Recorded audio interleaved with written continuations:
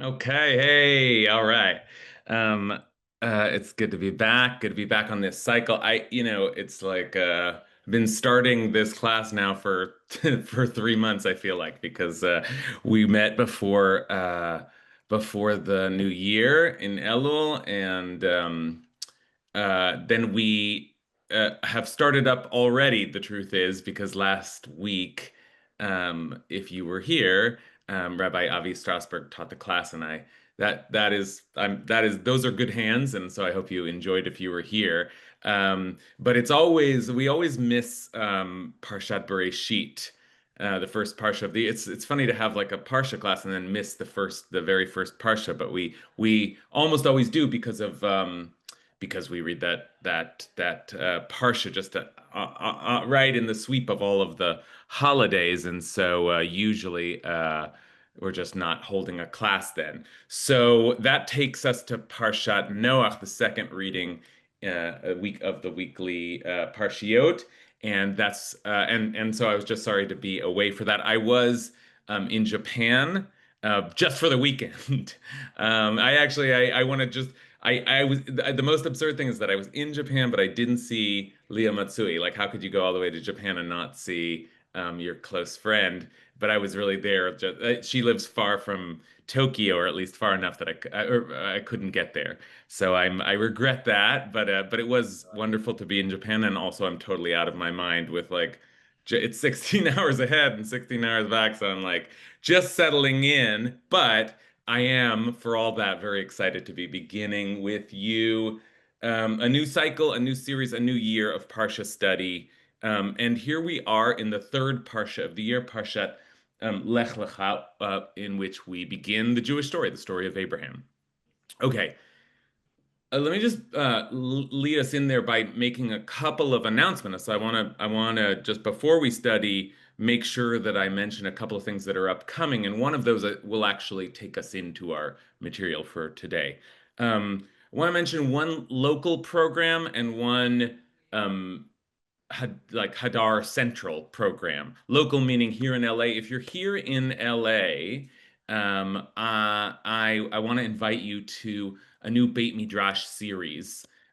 We've been here in LA as part of my work for Hadar, been running these kind of pop-up Batei Midrash, three Beit Midrash nights. A Beit Midrash is like a classical Jewish study hall.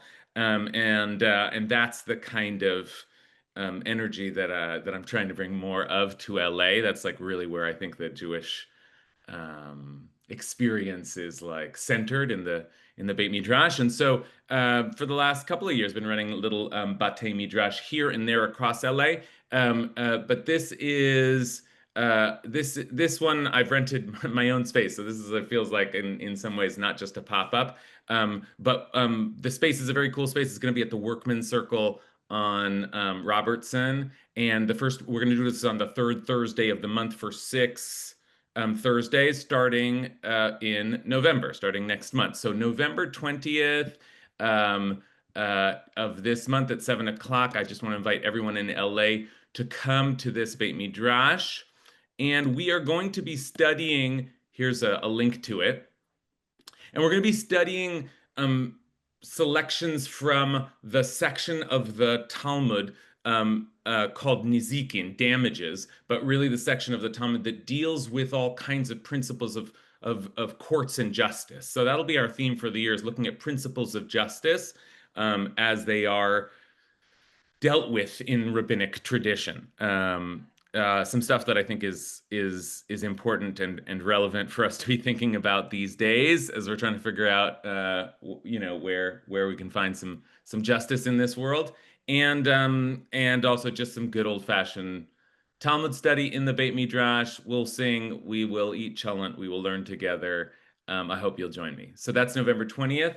And then the other thing that I want to make sure to announce, and I'll be mentioning it I'll be reminding you over the next couple of months, is that I am also the lead, I'm in charge of a new we have these immersive experiences a week or a few days or a weekend, some block of time of just concentrated learning at different places, but often they're held at our mothership in New York, and this will be in New York in January.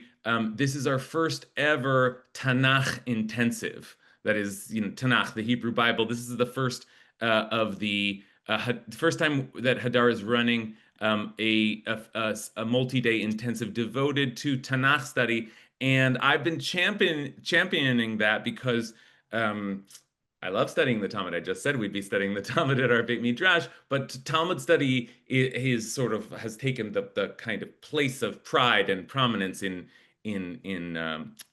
classical Jewish study. And strangely enough, the actual Bible sometimes gets a little left behind.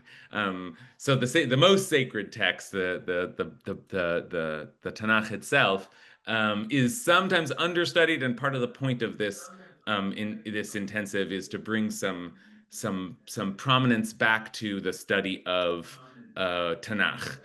So if you're interested in that, let me put that also in the chat. This is something that will be in New York in January, and I encourage anyone who enjoys. I mean, after all, that's what we do here in this class is Tanakh study, because the Torah is part of Tanakh. Tanakh is an acronym: Torah, Nevi'im, and Ketuvim, the three parts of the Hebrew Bible. So if you like Torah study, you already like Tanakh study, and I encourage you, if you have the time, to come and take a really deep dive into the majesty of this sacred literature. Okay, and I said that would lead us into our topic for today, and the reason is that the focus of this Tanakh intensive, or the theme, will be, broadly speaking, questions of power and leadership um, in the Hebrew Bible, and specifically we'll be looking at what we call Nevi'im Rishonim, the first books of the middle section of Tanakh, the books of Joshua, Judges, Samuel, and Kings, which they're in the books of the prophets, but they are not prophetic poetry. They are narrative, and the subject of those narratives is largely the political situation in the attempt to establish this new society in the land, first of Canaan, and then the land of Israel, and in those books we begin to see the emergence of the kings of Israel.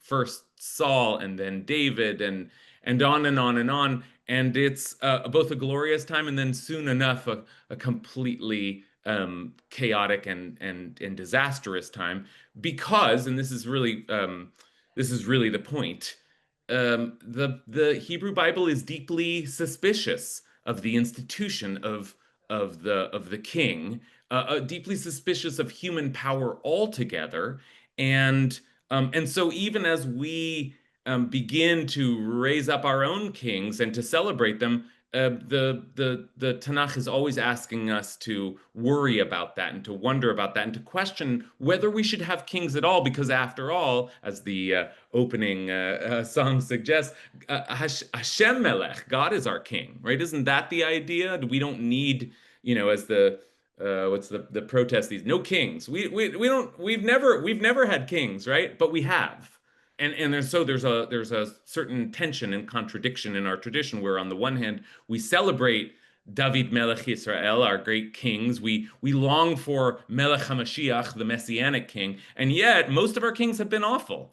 And most of that's just our kings, let alone the kings that have ruled over our people from other nations, have been awful and dangerous, and maybe the paradigm of them all is Pharaoh, right? That's really the first king that we have to reckon with in a serious way in Tanakh. And so if that's our first model for kingship, then it's bad, isn't it? Isn't that the lesson? Okay.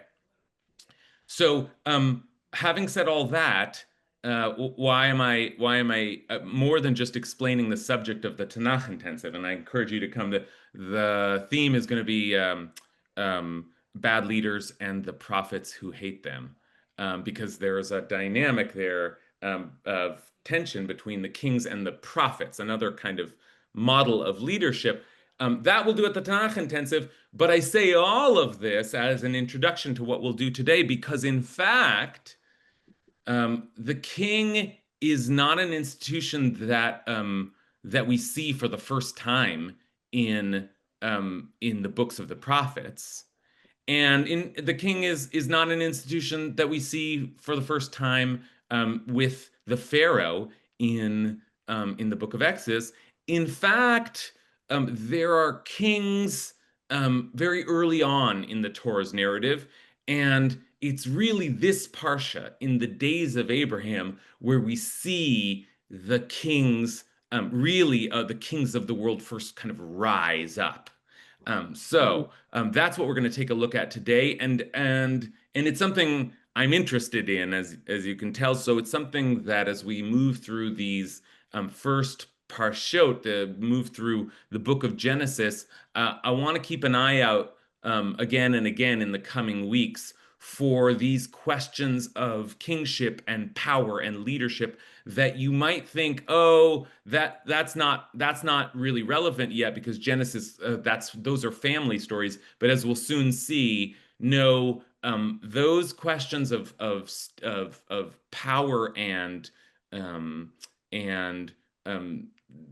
state is the wrong word, but sort of tribal and national power, those are already emerging here in the early days of, well, as the Torah's account would have it, the early days of the world.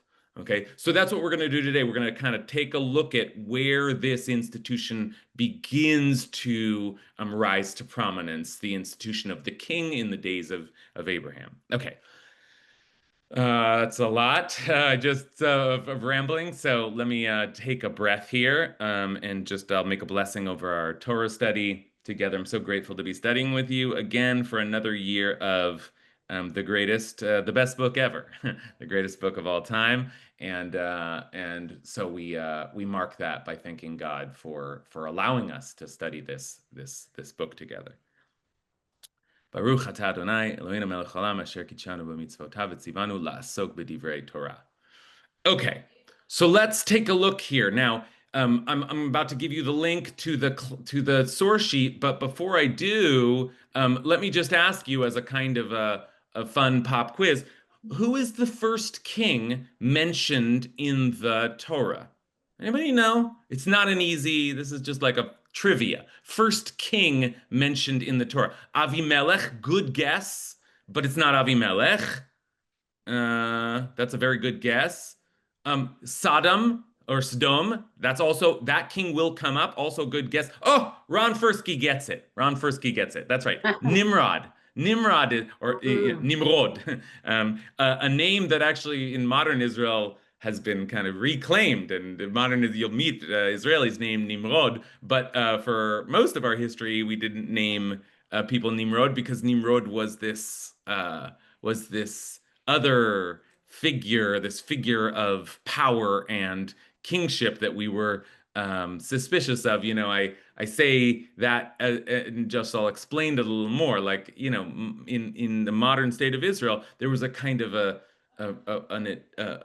longing to rebuild the idea of Jewish power and Jewish might and sovereignty. So there was a kind of a reclaiming of names like these that had long been thought to be like, oh, that's for them. Those names are for them. You find a lot of names in Tanakh that are sort of revived in the modern period of the state of Israel. But here is thank you, Ron, you got the right answer. And here's the class. I'll screen share it so you don't have to, but there it is if you want it. And now I want to take a look at the first mention of kings, and it's a really good catch by Ron because it's not so obvious. It's not really named as King Nimrod, But we actually do see the word kingship or kingdom used here.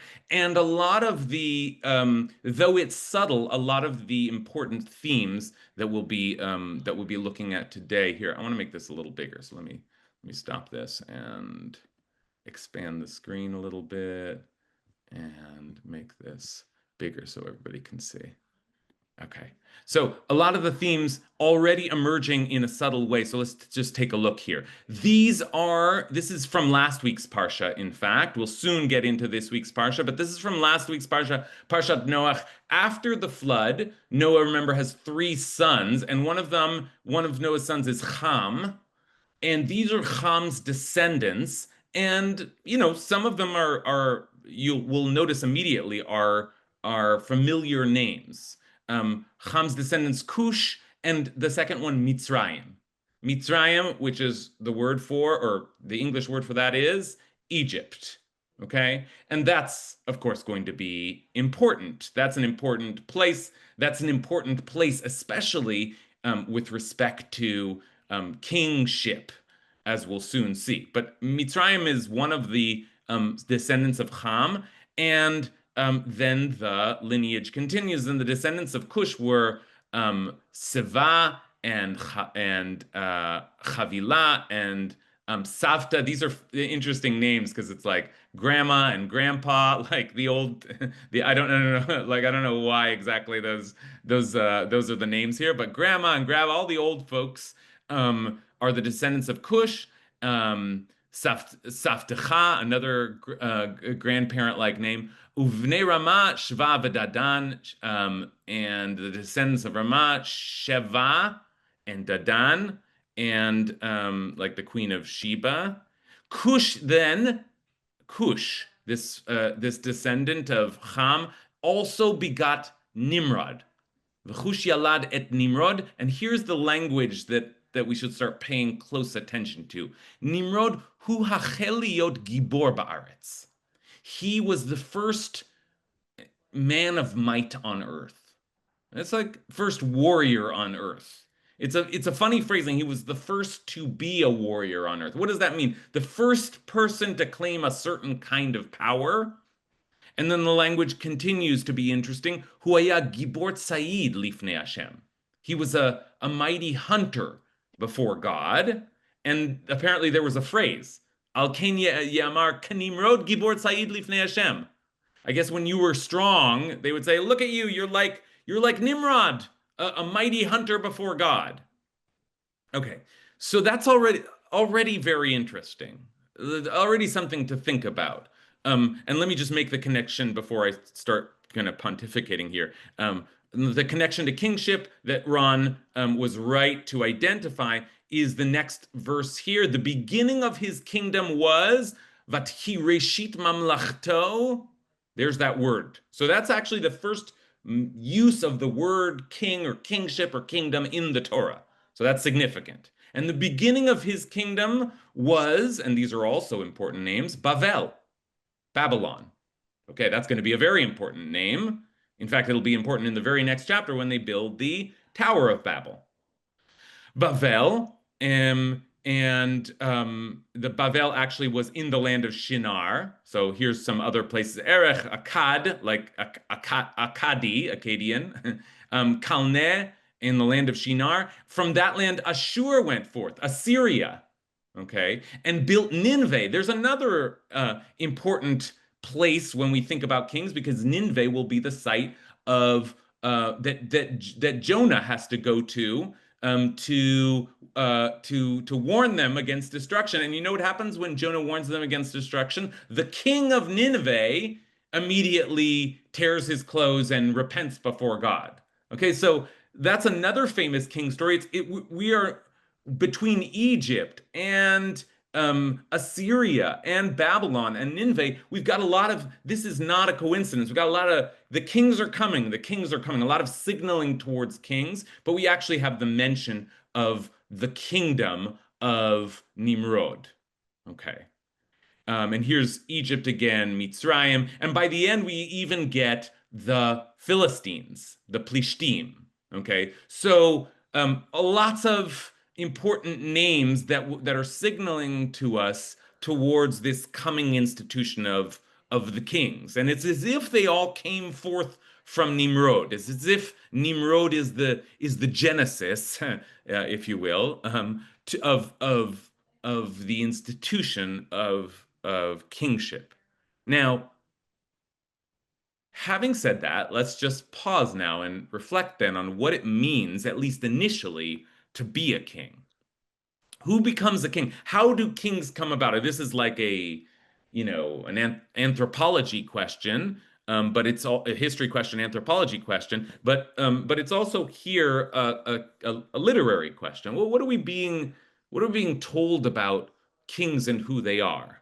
Well, I guess first and foremost, we're being told that those who rise to that kind of leadership do it through their might, through their power, by being a warrior. And that's the ancient world. It's not so it's not so ancient, right? Still, military generals are likely candidates to become leaders of a country for good and bad reasons, right? But that's the first thing that we note, the first thing that we see about kings. Now, the rabbinic tradition, I said that the Tanakh is suspicious of kings and the institution of kings, and we see that in the book of Deuteronomy when there are all kinds of warnings. If you want to have a king, you're just going to have to make sure that that king doesn't, you know, marry too many women, seize too many of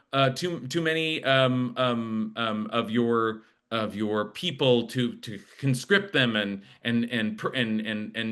amass too much wealth. All of the worries around kings are there from the first laws of kingship. But rabbinic tradition is maybe even more suspicious of human power.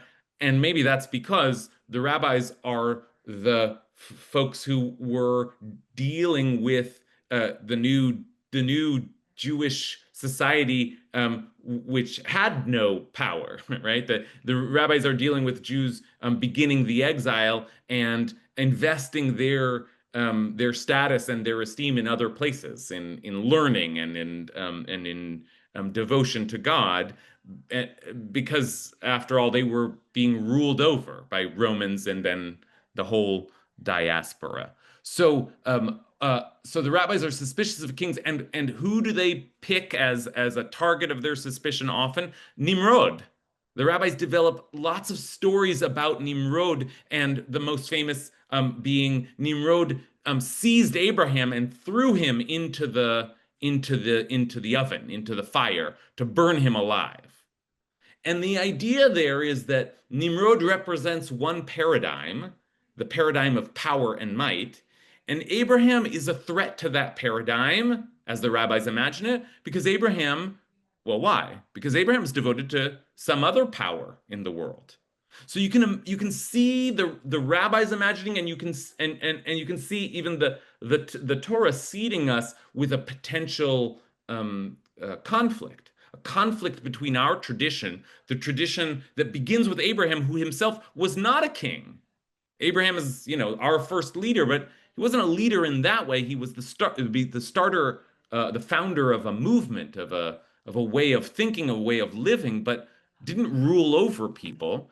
Avram, who we are meeting in this week's Parsha, is, the rabbis imagine, is in some kind of tension with this other institution of leadership that we identify first with Nimrod. Okay, so that's like that's from last week's parsha, but it's a seeding, a kind of a little subtle seeding of a lot of what we will see, not just in the names that are to come, names like Egypt and Canaan, but also in the description, which on the one hand is, as I said, about might and warlike qualities, hunting, someone who can hunt things down, hunt animals, hunt other people. That's the primary description we have. But let me also note that the saying wasn't just that he was a mighty man, but also that he was a mighty man before God. Like Nimrod, Gibor Tza'id Lifnei Hashem, and that was the saying. Like Nimrod, a mighty hunter before God. And I don't know exactly what to do with that phrasing, but I want to note it because that is uh, another direction to take this uh, this thinking, this wondering about the institution of the king. On the one hand, we can start suspicious. We can say, oh, kings, human power, everything I've been saying so far, the Torah is suspicious of that because isn't God the ultimate power? But on the other hand, there is some idea, even maybe in this first mention of a king, that a king can be close to God, a representative of God, some kind of um, connection to divine power. Maybe divine power would be imbued upon a human being. That is certainly the way we speak about, like the messianic king, right? That is certainly the way we speak about King David.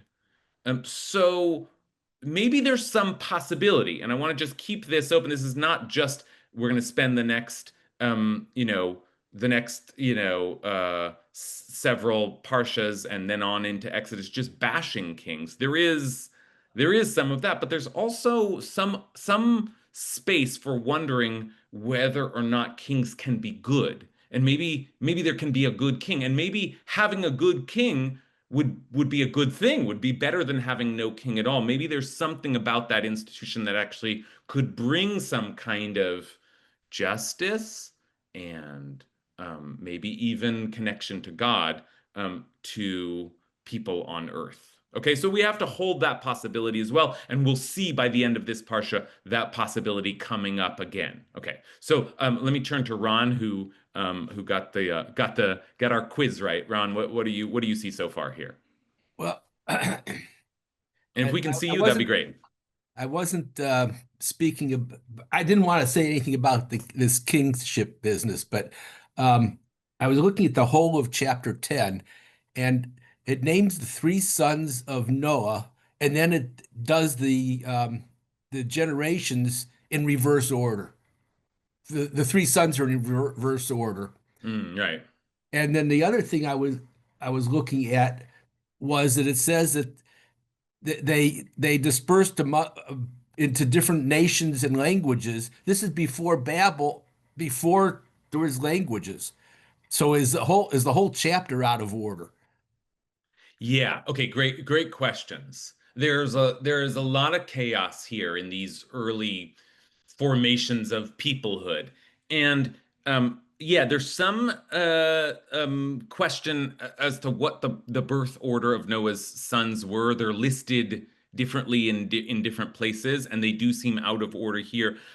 For now, I just want to say that's well noticed, and it is significant or important because you might imagine that the kind of the primary ancient system for passing on leadership is simply birth order. So it certainly will be a big theme in the book of Genesis. And I would say that Ham, who is the middle child, there is some debate. Some say Ham is the youngest child, but it's actually not clear. The fact that the birth order here is not clear actually it seems significant to me. Like the king is someone who might ascend to power not through birth order, though that's a complicated thing to say. Once someone becomes king, then they almost by definition want to pass it on to their progeny.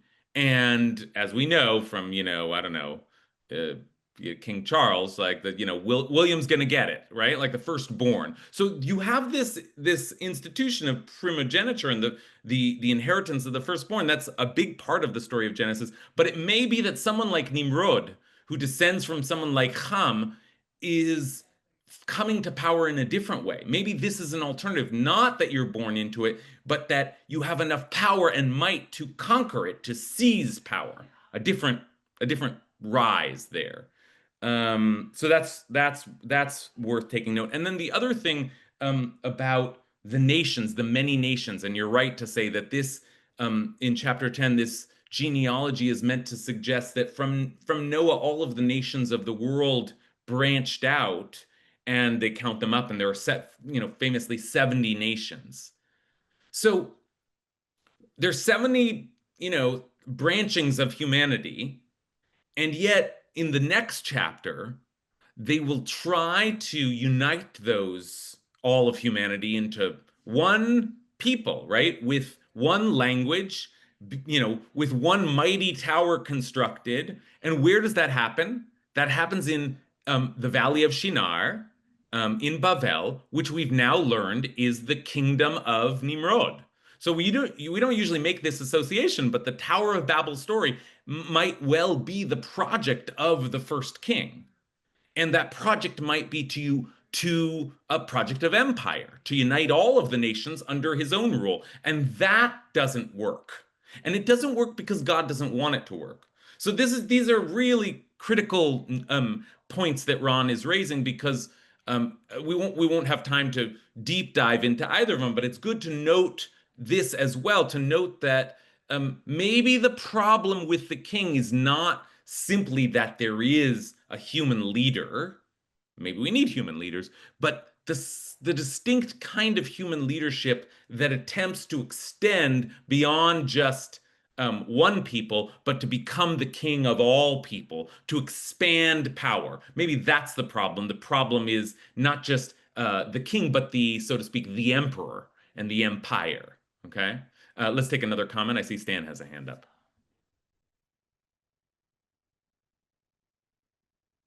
I'm a little troubled by the word Gibor. In my early Hebrew, I was taught that the word Gibor meant hero. And here we seem to be talking about a strong man, a man of physical power, a man of domination, uh, whereas Avram or Abraham is much more of a hero, certainly in our Jewish eyes, in our 21st century eyes. I was wondering how you address the word Gibor. Yeah, I think that uh, Gibor most literally, the association with heroism actually is the second association. The primary, the most literal translation has to do with might, like gvura, like mightiness and power. Um, um, you know, in the book of Samuel, when Saul died, naflu giborim, how the mighty have fallen. We use that to refer to the like heroic mighty men of old. And so they're like, it's actually like a way of saying that our heroes were warriors. And so I wouldn't go too far with the idea that a Gibor is necessarily a hero, but only insofar as, that is the tradition, to celebrate the mighty men of battle. And I think that's really the primary connotation here. Okay. Um, Fine. So now let's move forward into our parsha, because you might all this time have been asking, why are you talking about this now? Isn't this Lech Lecha? Isn't this the story of Abraham? Shouldn't we be talking about that? And I've been contrasting Abraham to kings, but why am I talking so much about kings here in this parsha, where we should be talking about the beginning of our tradition? And the reason is that it doesn't take much time at all for Abraham to begin dealing with kings. In fact, it happens in the very first chapter of our parsha, where Abraham meets a very particular king, a very famous king, or at least a famous version of a king, the one that I mentioned earlier, who will be the great villain of the book of Exodus, and that is Pharaoh. Pharaoh in this appears already, and there are many pharaohs. I think there are five pharaohs in the book of Genesis, four or five pharaohs in the book of Genesis, and this is the first one. And right there, the very first time that we go down to Egypt, the pharaoh is mentioned, and happens just verses into Abraham's story. So that already is the reason why we're talking about it. This this story is one that it's complicated, and we won't totally unpack it today. It's complicated because Abraham's own behavior is a little strange in this story, but it is important because we're going to see this very scene played out two more times in the book of Genesis. So I want to note this as a kind of scene type that we will come back to and reflect on again next week and again in Parshat Toldot. This particular story of what happens when you encounter kings. Okay, and I'll read the story. As I said, we could start critiquing Abraham himself right away in this story, but our focus will be on, and our critique will be on the Pharaoh. And let me just say that Pharaoh is obviously a different word than king. We've seen the word king already. Why am I wrapping the institution of the Pharaoh up with the institution of the king? Maybe there are different kinds of leadership, but in fact, we learn eventually that Pharaoh is called Melech Mitzrayim. The Pharaoh was the word for, or the name given to, the king of Egypt. Okay, so those are both distinct because there's something unique about the pharaoh as an institution, but also certainly fits into this larger conversation around kings. So just to note that, Paro Melech Mitzrayim, the pharaoh is the king of Egypt. Okay, so here's the first time we meet the pharaoh. Here's the first chapter of the Jewish story. Abraham gets the call, Lekh, Lekha, from God, and everything's great, but then soon everything's not great because there is a famine. And because there is a famine, as will be true later in Genesis, the protagonist has no choice but to descend, to go down into the most fertile land in the region. And no coincidence is it that the seat of power is there in the most desirable plot of land. That also seems like a relevant part of our consideration of this institution here. But let's take a look at the story, and we'll see this story come up in different ways again next week and weeks after. So it'll be good to have in mind. Okay, so Vayi Rav Ba'aretz, Vayirid Avram Mitzrayim. There was a famine in the land, and Avram went down to Mitzrayim. And that's the same name we just saw. Look at all of these mentions of Mitzrayim in the descendants of Ham and in Nimrod's own sort of expanding kingdom. So we've already noted that Mitzrayim will be a part of this this expansion of kingdom. And so when Abraham goes down to Mitzrayim, again, that's the word for Egypt, Abraham goes down and he is worried as he goes down. And then he says something that I think is a little unpleasant to deal with here, more than a little unpleasant. As he's about to enter Mitzrayim, he said to his wife Sarai, I know what a beautiful woman you are. Hine na yadati ki isha yafat mare'at. If the Mitzrayim, if the Egyptians see you and think she is his wife, they will kill me and let you live. Okay, and you know, and let you live seems like maybe that's not a good thing. They'll kill me, they'll let you live, but they'll do something to you. So here's where things get weird. Please say that you are my sister, that it will go well with me, and that I remain alive thanks to you. Okay, tell them you're my sister. If you tell them you're my wife, they'll just kill me and take you. But if you tell them you're my sister, then maybe it'll go okay for me. Now, nobody likes this. Nobody likes the idea that Abraham threw his wife under the bus. You know, not just us modern people, but Nachmanides, the great Spanish commentator, famously says, Avram chata chet gadol, like Abraham sinned a great sin by putting his wife in and not having faith that God would save him, but putting his wife in this position of danger. So we are in good company if we don't like this particular arrangement. But we can note that Abraham was clearly terrified of what would happen in that land in Egypt. you might think if you're traveling and vulnerable and traveling with women, who are vulnerable in a particular way, um, um, you might think, oh, the place I would be most afraid of is a place without any leadership, where it's just chaos, or just like anyone's, prowling the street and could seize someone and there's no law or no rule. But that's not what Abraham's afraid of. As we soon see, Abraham's afraid because there is a king in this region, and let's see how justified Abraham is in being afraid, because what happens next?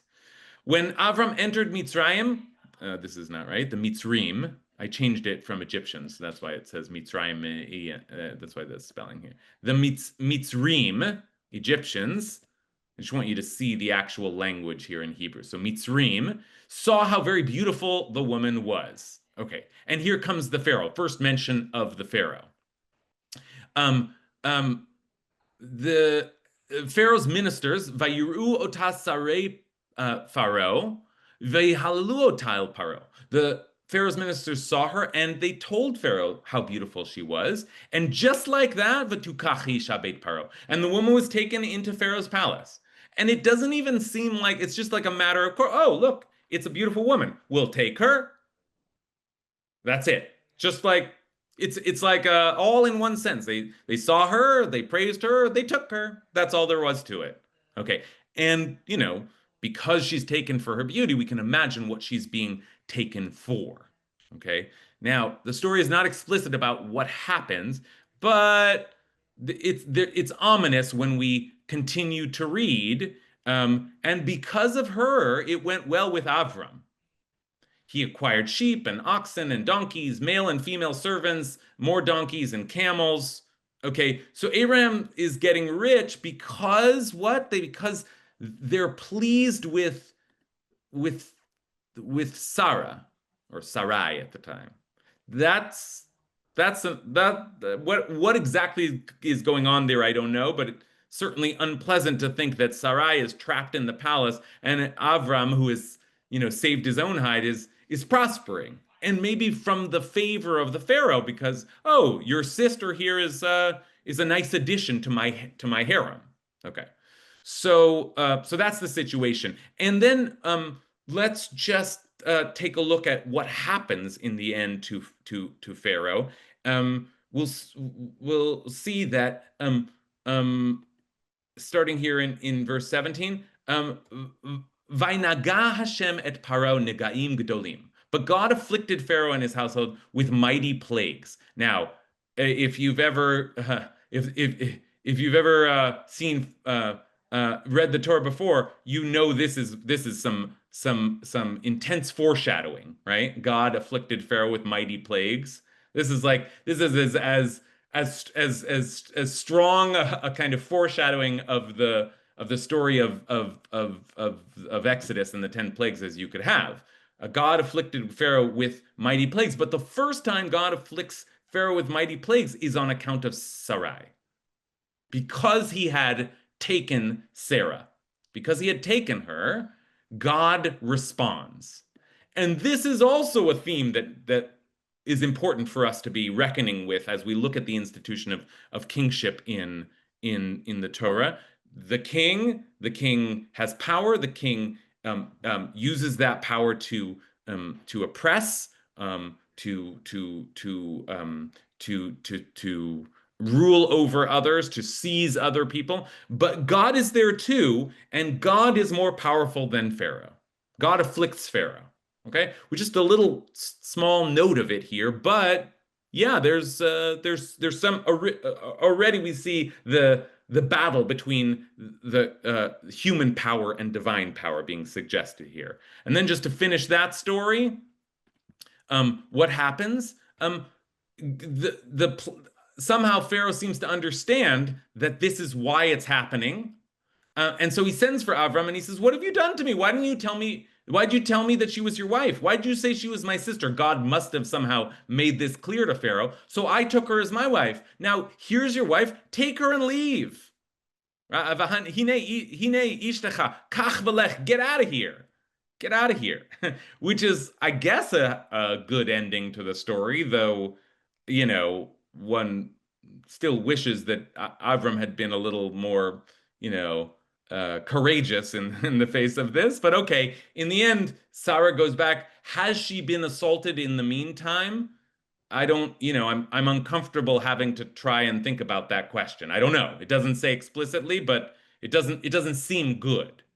Okay. And so Pharaoh put agents in charge of him and they sent him off with his wife and all he possessed. Okay. So that's the first we had allusions to the first kingdom with Nimrod, but this is the first king story. And now, if we already were noting that a king is someone whose power is founded on physical might and warlike qualities, now we're learning more about the king, which is the king takes what the king wants. And if the king wants your wife, the king kills you. And if the king wants your sister, great. The king doesn't even have to kill you. The king just takes her, right? If king wants you, king takes you. Okay, so that's the second sort of step, and I don't want to. I want to note this because again, it's seeding kind of themes. We'll return to this dynamic next week, so we will look at part two of this story next week. But does anyone want to just note other things that we're learning about kingship from this story before we move to the last major king narrative in Parshat Lekha? Any other thoughts so far? Okay. All right. So, I see Meira has a thought. Rabbi Meira. Actually, as you're pointing out today, I'm kind of surprised that the Pharaoh says, "Oh, she was your wife. I'm so sorry." It's kind of like Abraham is of such stature that he deserves that kind of consideration from the king. That kind of surprises me. Yeah. Because who is Yeah. he? You know? That's right. Yeah. Good. There's something interesting going on here. There's something missing. We don't have all the information. Why is Pharaoh suddenly, as soon as he understands, why does he retreat so quick? If we've spent all of this, most of this hour describing how much power, these ancient kings have, why does he retreat at all? Why is the fact of his realization of this is really Abraham's wife? Why does that startle him? It has something to do with God. God has afflicted him, and he Oh, realizes that Avram is associated with God's power. You want to say more, Mira? no, I'm surprised that Pharaoh respects that. Yeah, okay, good. So that precise issue we will come back to next week. So to be Okay. continued on this text. We'll see it again next week. Let's keep it in mind. Ariella. And isn't that the same power that all of these rulers realize? Don't mess with the Israelites because their God has special powers and the plagues will come. Okay, good. Yeah. This is the story I want, Ariella. This is the story, like I've set this all up. Look at these kings and they're these figures of might and conquest and rape and just all the worst human qualities. And then you have Avram who's associated with God. And the story should be, and so the Jewish people never had kings, and they never liked kings, and they always rejected kings, and instead God was their king, and God took care of them, and everything was happy ever after. That should be the story, but it's more complicated than that. And we end up having our own kings, wanting our own kings, but it's also more complicated than that because, and here we'll see in our last narrative, it's not always so clear that this story wants us to be against the kings, or that we don't respect kingship, or there is no such thing as a good king, because before Parshat Lech Lecha ends, we encounter a lot of other kings all of a sudden, and at least one of them seems to be, I don't know, a good a noble figure? Is it possible? Let's take a look. Okay, so this is the last narrative we'll look at. This is chapter 14 of the book of Genesis, and if you thought that I was just picking up on little notes here and there, to excavate the story of kings in Parshat Lekha. Well, take a look at Parshat at chapter 14, and you'll see. Oh, actually, it turns out that the king is a very prominent feature in Abraham's early story. Now, we've already seen him encounter one terrible king in the first chapter of his story, but just a couple chapters later, we get, I think, the chapter that actually mentions the word king more than any other chapter in the Torah. So let's take a look here. The battle in chapter 14 between the 4 kings and the 5 kings. Okay, so this is the battle. Now, it's as if it has nothing to do with our story. It just starts telling us a story of a war. Now, when King Amraphel of Shinar and King Arioch of Elasar, King Kedarlo Omer of Elam, and King Tidal of Goyim made war on King Ber of Sdom, King Birsha of Gomorrah, King Shinav of Adma, King Shemever of Tziboyim, and the king of Bela, which is Soar. There's 9 kings mentioned in there, 4 against 5. And they're going to war, 5 kings against 4 kings. Okay, now I'm gonna skip all the, like, just look at all of this. Like, I'm not gonna read through it because we're coming down to the end of our hour. But all of this is look at how many. I just wanted you to see how many times the word king is mentioned. All of a sudden, right? In the mention of Nimrod, we just saw, oh, the kingdom was beginning, but now it's become what? There are kings everywhere. Just to even look at the bolded words is to see, wow, this is like kings as far as the eye can see. Okay, and some of these kings rule over significant places that will become significant in our story, like Sodom and Amorah, Sodom and Gomorrah. But for now, all we need to know is that there's this battle between kings, and I guess that in itself is worth underlining. That is to say, it's worth noting, you got all these kings in the world. What happens when you have all these kings, 9 different kings? Do you have harmony? No, you have war. Because kings are not just, in power themselves. They want power from the other people who have power. So if you've got 2 kings, then you've got an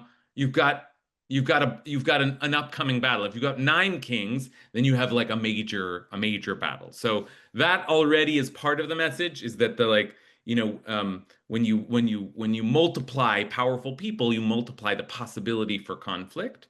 Okay, but that has nothing to do with Abraham. Who cares? Until Abraham is told that his own family is implicated. Okay, so when they went and they raided the 5 kings, they also took Lot.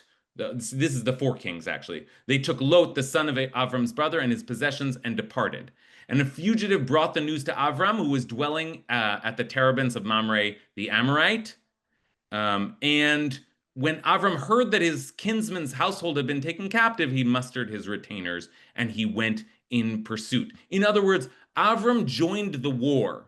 This is very beginning of Abraham's story, and he's already a soldier in battle, and he joins up with the 5 kings to go find his nephew Lot. Okay, so he becomes implicated in this battle, and he has to choose a side. Avram, who we've already seen as a figure antagonistic to Pharaoh, antagonistic to King, now is suddenly allied with one of these sides. And you know who he's allied with? Sodom and Gomorrah. Those are 2 of his allies.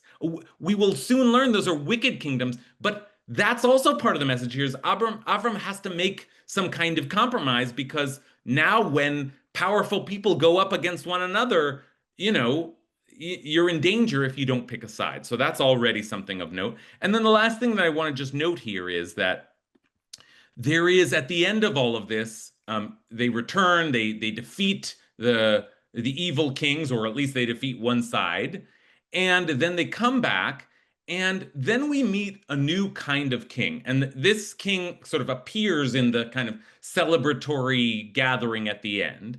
Umalchi Melech Shalem, and Melchi Tzedek. The name itself means righteous king. So that already tells you something. And he's the king of Shalem, that's another nice word. The Ibn Ezra tells us, oh, that's like early Jerusalem, Yerushalayim. Okay, so there's sort of like hints there that maybe this is a good king. Maybe this is like a right. Is there such thing as a righteous king? Okay, but it's just a name. But then he does something that really makes him seem righteous. He comes out to Abraham and he blesses him, but he doesn't just bless him in the language of kingship. He blesses him saying, Baruch Avram le'el elyon konei shamayim ba'aretz. Blessed is Avram of God Most High, creator of heaven and earth. Creator of heaven and earth. That's pretty good. We've got a king who recognizes God. This is the first time a human being has blessed another human being in the Torah. This is like a big deal. The righteous king comes out. He blesses Abraham. Abraham's our hero. He blesses Abraham in the name of God. So this is, this seems very good. And Abraham responds as if, indeed, this is a king worth respecting because Avram gives him a tenth of everything. He tithes to this king. Okay? So we have some hint there that maybe there's such a thing as a good king. Maybe there's such a thing as a righteous king. And if there were a righteous king, it would be a king who had power but recognized God. By the way, this Melchizedek is also a priest of God Most High. He was a king, but he was also a priest. So maybe the model is if the king recognizes a higher power, maybe that's okay. Maybe it's okay to have a human leader as long as the human leader realizes he's not God or she's not God, right? So maybe here at the end of Abraham's story, we have some model for the possibility of a good king, of a noble king, of a righteous king. I mean, that's the very name, Melchizedek, a righteous king, okay? So we're out of time, but I'll just close by saying one last thing, which is this introduction of Melchizedek is interesting, but that's not where the story ends. The story then ends with one more interchange, one more interaction with kings, and that is the king of Sodom, the king of Sodom, comes out, and now it's a little bit of a different interaction because the king of Sodom says to Avram, give me all the people, and you can keep all the money. But what does Avram says? Avram says to the king of Sodom, I swear to Hashem, God Most High, creator of heaven and earth, that I will not take so much as a thread or a sandal strap of what is yours, for you shall not say it is I who made Avram rich. Now that's interesting for two reasons. I'll say these two reasons and then we'll close. The first reason that's interesting is, we've just seen Avram tithed to this king, seems to have a good relationship with this king, was blessed by this other king, Melchizedek, but now he's immediately suspicious again and says, no, I don't want to be in your debt at all. I don't want to be beholden to you. I don't want to owe you anything. That's an interesting note to end on. And the other thing that's interesting there is just like to note that in Avram's language, he uses the same phrase that King Melchizedek used, blessed be Avram of God Most High, creator of heaven and earth. Avram uses that same language, God Most High, creator of heaven and earth, but he adds one word, and the word is Adonai, Hashem.